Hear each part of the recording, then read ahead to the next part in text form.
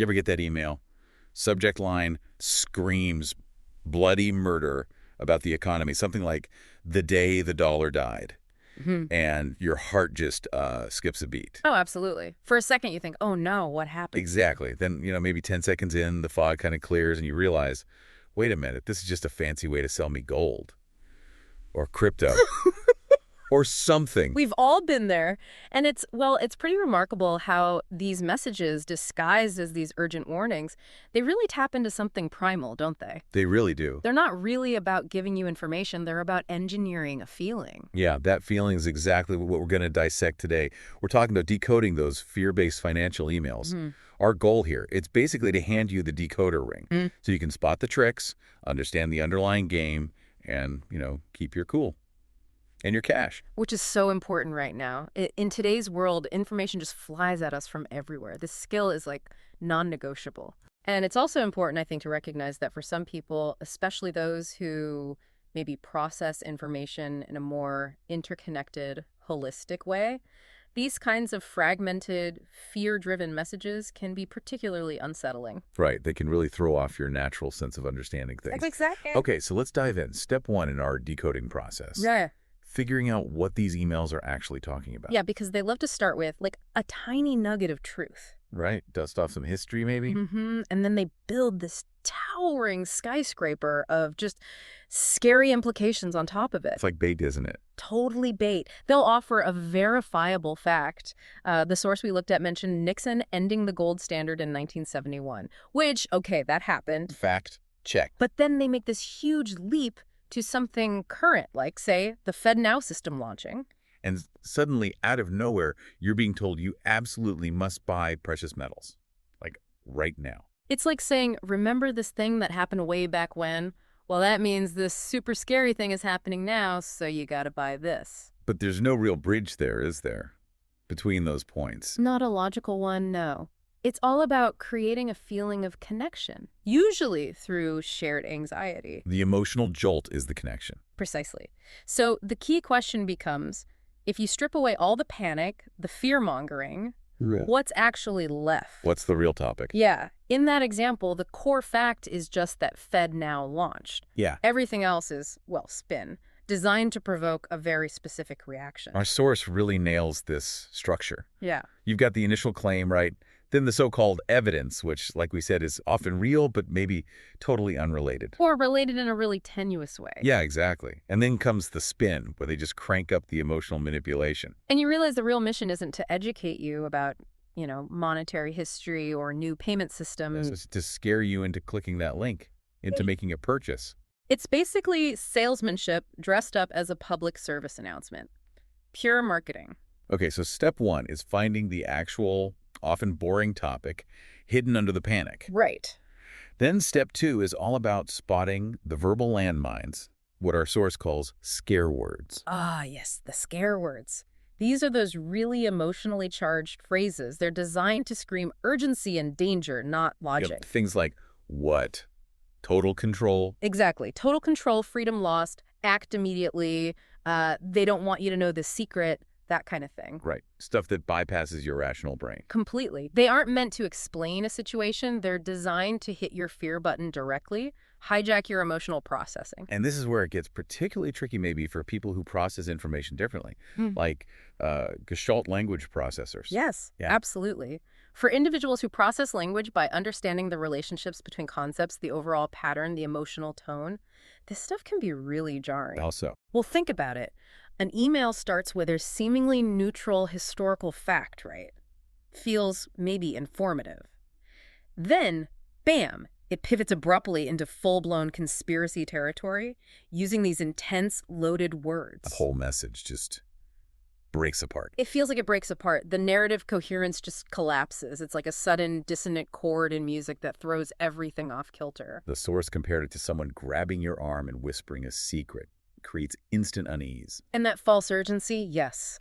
For GLPs, that smooth flow, that pattern they rely on for comprehension, it just vanishes. Which makes it harder to see the big picture. Much harder. And maybe easier to get snagged by the underlying sales pitch because you're still trying to make sense of the surface level message that feels so disjointed. So that feeling of being off balance, of things not quite adding up, That's actually a signal. It's a huge signal, a key indicator. So the takeaway here is, when those highlighted, fear-inducing scare words jump out at you, treat that as a blaring red flag. Got it. Red flag the scare words. All right, step 3. Our source has this great name for it. The trust scare sell sandwich. Yeah, I like that analogy too. It's memorable. It really paints a picture. So how does this sandwich get made? It's a pretty simple but really effective 3-part formula. First, you get the trust layer, the bread, maybe. Okay, the bread. They start with something factual, something easy to verify, like the Nixon gold standard example, August 15, 1971, verifiable date, verifiable event. So you read that and think, okay, this person knows their stuff. This sounds credible. Lowers your guard. Exactly. It's the spoonful of sugar, like you said earlier, draws you in with something familiar or factual. Then comes the filling, the scare. This is where they inject the fear, using all those emotionally charged scare words we just talked about. So they'll transition to something like, and now the digital dollar is coming. This means more government control, the loss of your financial freedom. Right. Dialing up the anxiety, the urgency, making you feel threatened. And this middle part, the scare, it's all about getting that emotional reaction. Often it doesn't really hold up to logical scrutiny if you stop and think. But they don't want you to stop and think. No, they want you worried. Worried enough to look for a quick escape hatch. Which leads us to the final layer. The bottom piece of bread. The sell. Exactly.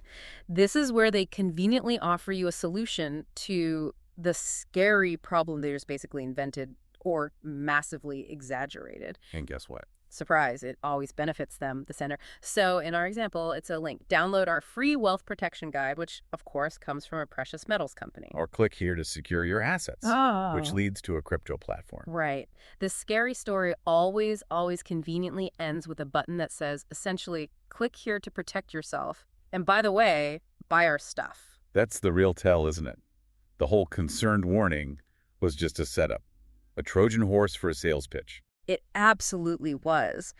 Recognizing this structure, the trust scare sell pattern, helps you see the strategy behind it. You see the motivation, not just an argument presented in good faith. Bait them with truth, hook them with fear, reel them in with a self-serving solution. You got it. That's the sandwich. Okay, so we're learning to see through the smoke and mirrors, take apart the sandwich. What's our next move? How do we stay grounded? Right. Step 4 is all about regaining your footing. Our source calls it asking the grounding questions. Because these emails thrive on making you feel lost, overwhelmed, disoriented. Precisely. So you need to actively pull yourself back to solid ground, back to reality. And that involves asking some really direct, almost blunt questions. Our source highlights 3 key ones. Yes. The first grounding question is this an actual verifiable policy? Not a prediction, just some pundit's opinion. Right. Is it a concrete policy you can find described by a trustworthy source, like an official government body or reputable news outlet? Something you can see in writing, officially. A simple yes or no, basically. Backed by evidence you can check yourself. The second clone builds on that. Is there a real law or legal requirement being discussed here? Meaning, am I legally obligated to do something based on this email? Yeah. And can I confirm that obligation through official channels, not just this email? Exactly. Is there an actual mandate? And the third question, which is often the most revealing, does the person or company sending this email directly profit if I believe what they're saying? The follow the money question? Essentially, yes. If the answer is yes, they sell the thing they're telling you to buy to solve the problem they just scared you with. It instantly reframes the whole message. It stops being impartial advice and becomes marketing. Fear-fueled marketing. Absolutely. Asking who benefits just cuts through so much noise. It forces you to think about the sender's motivation instead of just reacting emotionally to the scary story. And our source makes a really good point about how crucial this kind of clarity is, especially for individuals who really thrive on clear, logical connections, like autistic individuals and GLPs we mentioned earlier. Yes, it helps break that emotional spell. It cuts through the deliberate confusion and lets you see the underlying mechanics of the situation. It shifts you from being a passive recipient of a scary message to an active analyst of the sender's intentions. That's a really powerful shift in perspective. It really is. Now, you mentioned GLPs, and our source has this bonus section specifically on why these emails can be so particularly destabilizing for Gestalt language processors. Can you unpack that a bit more? Yeah, it's quite insightful. The core issue is this fundamental conflict between how these emails are often structured, or rather unstructured, and how GLPs naturally make sense of language. Okay. So GLPs tend to process language in chunks, looking for the overall pattern, the relationships between ideas, the emotional and relational context to grasp the meaning. They're looking for coherence. Right, the whole picture. Exactly. But these emails, they're often just a jumble of disconnected ideas. You get a historical fact here, a wild future prediction there, a sudden demand for immediate action. There's no clear, logical progression. It's like trying to follow a staircase with missing steps. That's a great analogy. It completely disrupts that natural pattern matching ability GLPs rely on. The email might start by seeming informative, but then it lurches violently into panic and manipulation without any real bridge or logical transition. That abrupt, unresolved shift must feel really unsettling. Deeply unsettling. It can trigger a feeling of being trapped or confused because the expected narrative arc just isn't there. And importantly, as the source emphasizes, there's usually no actual resolution offered, no genuine insight, just a push to buy something. So if you process language this way, and a message feels disjointed, confusing, like a trap, that feeling is actually valid. Extremely valid. Our source offers this really important reassurance. That feeling isn't a sign that you're failing to understand. It's your natural pattern recognition system screaming that something is wrong with the message. The incoherence is the problem. That internal alarm bell is actually a feature, not a bug. Precisely. It's a valuable tool, especially when faced with attempts to exploit your natural way of processing information for someone else's gain. Okay, this is incredibly helpful. So we've dissected these emails, identified the tactics. Now, what does our source actually recommend we do when one lands in our inbox, instead of hitting that panic button? Well, the first piece of advice is deceptively simple, but really powerful. Wait 24 hours. Just pause. Just pause. So much of the power of these emails comes from creating that sense of immediate crisis, right? That you have to act now. Yeah, the urgency factor. But genuine, critical, need to know right this second information rarely, if ever, shows up first in a marketing email with flashing red lights and a buy now button. Giving yourself a day lets your nervous system calm down. Allows the adrenaline to subside. Exactly. Lets your rational thinking re-engage. Clarity often returns with a little bit of distance. That makes perfect sense. Simple but effective. Okay, what else? Checking sources is usually good advice, right? But our source had a slight caveat there. They did. While verifying claims is always a good practice, the source acknowledges something important about our current moment. Trust in some traditional institutions and official sources has, for various reasons, eroded for many people. Right. It's more complicated than just check the official website. It can be. So while you should absolutely still try to verify claims, look for official statements, cross-reference with reputable news sources, it's also wise to look at a range of credible sources and perspectives. Don't just blindly accept one official narrative if others raise valid questions, but also be wary of sources whose entire model is built on distrust and fear. It requires more critical thinking now. A more nuanced approach to verification. Exactly, which leads right into the next crucial recommendation, the power of community. Talk to people. Yes, talk to trusted friends, family, colleagues, maybe even community groups, unions basically. Talk to people you trust who don't have a direct financial stake in whether you panic or not. Share the weird email you got. See if others got it too. Compare notes. Help each other make sense of what's being presented. Ask, does this feel right to you? The author of our source material even suggests reaching out to folks like them, people who analyze this stuff. It's like building a collective defense system. It really is.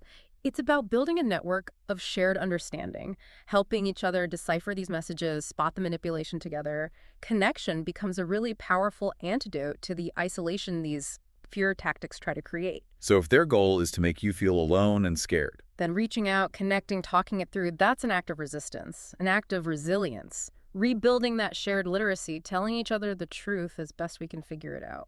Okay, so let's wrap this up. The bottom line seems to be, if a financial warning email just feels sketchy, feels off, trust that feeling. Absolutely.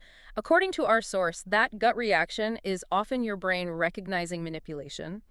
And recognizing that isn't being overly sensitive, it's a valuable skill. It's pattern recognition at work. And for those who are Gestalt language processors, it's really vital to remember that the fragmented, high-pressure, disjointed nature of these messages isn't just confusing. It can trigger real physical anxiety. Yes, And that's often the point. The senders are exploiting that natural processing style, that sensitivity to incoherence, hoping the discomfort pushes you towards their solution. It's predatory. They're not just like accidentally clumsy communicators. They are intentionally trying to prey on your fear, your uncertainty, your body's reaction, all to make a buck. Which is why that everyday support, what the source calls almost a form of class solidarity, just helping each other decode this stuff, becomes so incredibly important right now, looking out for each other.